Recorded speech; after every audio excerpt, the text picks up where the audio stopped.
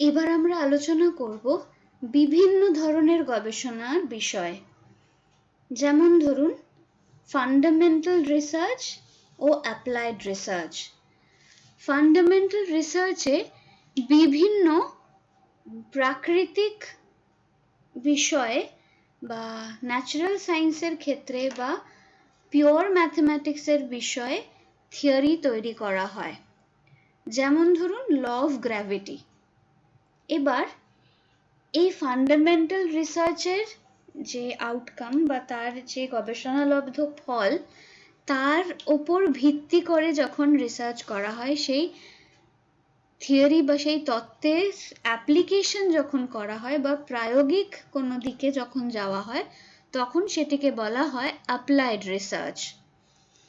যেমন ধরুন fundamental research যেমন বললাম যে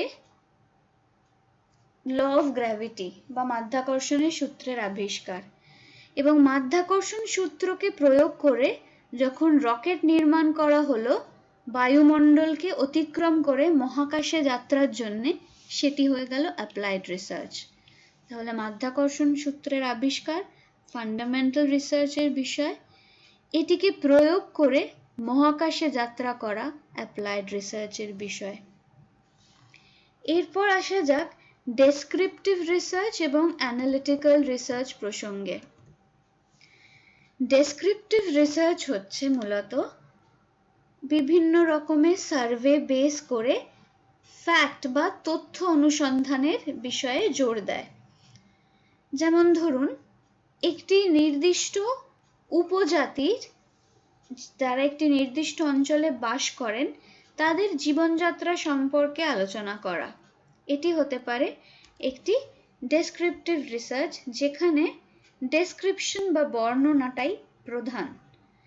অ্যানালিটিক্যাল রিসার্চ বিপ্রতীপে হচ্ছে যে তথ্যটা ইতিপূর্বে পাওয়া গেছে সেটির উপর ভিত্তি করে আরো গভীরতর আলোচনায় যাওয়া।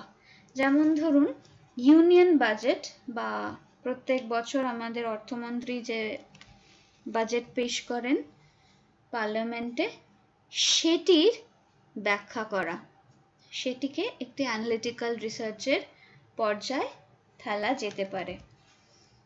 এরপর qualitative research versus quantitative research. ইতিপূর্বে অনেকবার এই দুটির প্রসঙ্গ আমি উত্থাপন করেছি, এবার সেটিকে একটু ব্যাখ্যা করার চেষ্টা করব।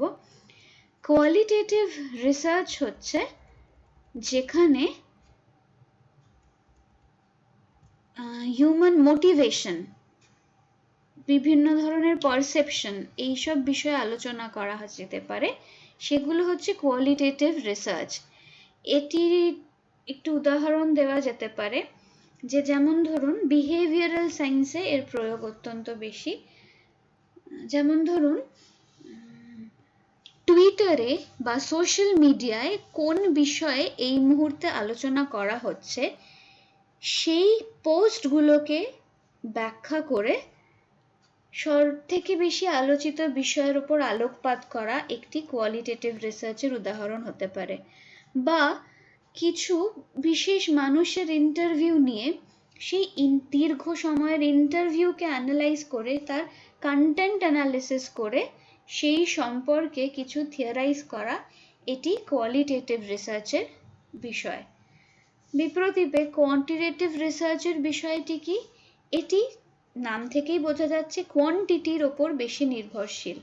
যেমন ধরুন ইনফ্লেশনের বা মুদ্রাস্ফীতির গ্রস ডোমেস্টিক প্রোডাক্টের ওপর কি প্রভাব পড়ছে, এইটি আমরা যখন আলোচনা করার চেষ্টা করব, তখন সেক্ষেত্রে কিন্তু কোয়ান্টিটি বা পরিমাপের ওপর অনেক বেশি গুরুত্ব আরোপ করা হবে। এটা অনেক বেশি এম্পিরিক্যাল বা তথ্য নির্ভর, সংখ্যা নির্ভর কাজ হবে, এটিকে বলা হবে কোয়ান্টিটেটিভ রিসার্চ। এরপরে আছে কনসেপচুয়াল রিসার্চ। কনসেপচুয়াল রিসার্চ এগুলো মূলত দার্শনিকেরা, বিভিন্ন দার্শনিকেরা আলোচনা করে থাকে। যেমন ধরুন মাসলোয়ের নিড হায়ারার্কি থিওরি তৈরি, তিনি এটিও বিহেভিয়ারাল সায়েন্সের উপর নির্ভর করে তৈরি করা হয়েছিল। তো এটি হচ্ছে এক ধরনের কনসেপচুয়াল রিসার্চ। এম্পিরিক্যাল রিসার্চ কি? কোয়ান্টিটেটিভ রিসার্চ হচ্ছে এক ধরনের এম্পিরিক্যাল রিসার্চ যেটি সম্পূর্ণরূপে ডেটা ড্রিভেন বা তথ্য নির্ভর। যেমন স্টক মার্কেট বিহেভিয়ার অ্যানালাইজ করা, যে কিছু ঘটনার সাপেক্ষে স্টক মার্কেটে সেন্সেক্স বা অন্যান্য ইন্ডেক্সগুলোর মুভমেন্ট কীরকম হবে, বাড়বে না কমবে, কীরকম হবে, সেই ব্যাখ্যা করা, যেহেতু তথ্য নির্ভর, এটি এক ধরনের এম্পিরিক্যাল রিসার্চ হবে। এরপরে ল্যাটিটিউডিনাল বা ক্রস সেকশনাল রিসার্চ, ইতিপূর্বে এটি সম্পর্কে আমি বলেছি, এবং লঙ্গিটিউডিনাল বা time series research. Cross sectional research হচ্ছে একই সময়ে, ধরুন যে উদাহরণটা আগেও দিয়েছিলাম, আইটি সেক্টরে যে কটি কোম্পানি আছে একটি নির্দিষ্ট বছরে, ধরুন 2020-21 সালে এদের প্রফিটেবিলিটি কেমন হয়েছে সেটি ধরুন আমরা যদি বোঝার চেষ্টা করি, সেটি একটি ক্রস সেকশনাল রিসার্চ হবে। আবার যদি একটি নির্দিষ্ট আইটি কোম্পানি, ধরুন ইনফোসিস বা টিসিএস, সেটি গত 20 বছরে কিরকম পারফর্ম করেছে সেটি দেখার চেষ্টা যদি করা হয়, সেটি হবে টাইম সিরিজ রিসার্চ বা লঙ্গিটিউডিনাল রিসার্চ। এরপরে আছে এক্সপ্লোরেটরি রিসার্চ। নাম থেকেই বোঝা যাচ্ছে যে এক্সপ্লোর করাটা এখানে গুরুত্ব পাবে অনেক বেশি। এখানে হাইপোথিসিস টেস্টিংটা ইম্পর্টেন্ট নয় বা গুরুত্বপূর্ণ নয়, তার থেকে বেশি গুরুত্বপূর্ণ হচ্ছে একটি ধারণা সম্পর্কে একটি তত্ত্ব নির্মাণ করা। এক্সপ্লোরেটরি রিসার্চের ক্ষেত্রে বহুল আলোচিত কোনো বিষয় নিয়ে আলোচনা হয় না। এক্ষেত্রে যেটা চেষ্টা থাকে সেটি হচ্ছে নতুন কোনো ভেরিয়েবল তৈরি করা, নতুন কোনো ভেরিয়েবল এক্সপ্লোর করা, এক্ষেত্রে বেশি গুরুত্ব পেয়ে থাকে, যেটি ইতিপূর্বে আলোচিত হয়নি। এরপর আছে ল্যাবরেটরি বা সিমুলেশন রিসার্চ। গবেষণাগারে আলাদা পরিবেশ তৈরি করে সেই পরিবেশের, সেই অনুকূল পরিবেশে কিছু তথ্য সম্পর্কে বা গবেষণা করাকে বলা হচ্ছে ল্যাবরেটরি বা সিমুলেশন রিসার্চ। এরপর আছে operations research. Data involvement analysis এক ধরনের অপারেশনস রিসার্চ।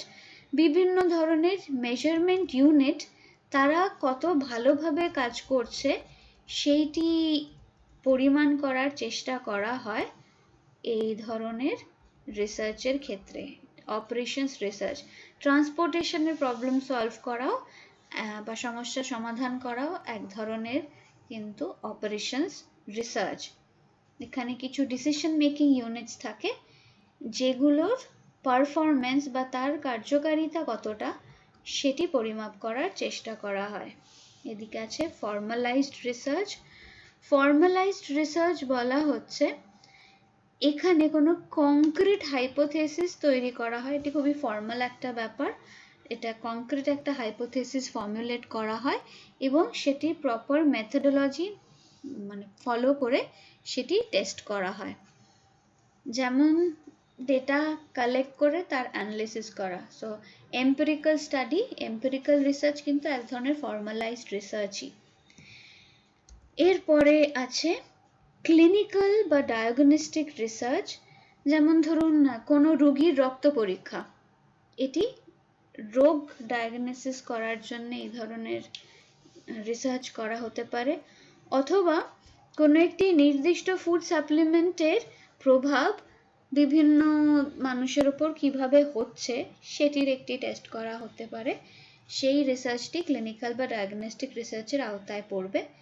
এছাড়াও আছে হিস্টোরিক্যাল রিসার্চ, দি পোস্টমর্টম স্টাডি। প্রাচীন কোনো বিষয় নিয়ে যদি গবেষণা করা হয়, মূলত আর্কাইভাল ডেটা লাইব্রেরিতে ঘুরে আর্কিওলজিক্যাল সাইটস দেখে এই জাতীয় রিসার্চ করা হয়। তো এটা হলো হিস্টোরিক্যাল রিসার্চ এবং এর সঙ্গে আমরা বিভিন্ন ধরনের রিসার্চ পদ্ধতি সম্পর্কে আলোচনাটি এখানে শেষ করলাম। পরের এরিয়াতে আমরা দেখব রিসার্চ ডিজাইন বলতে কি বোঝানো হচ্ছে।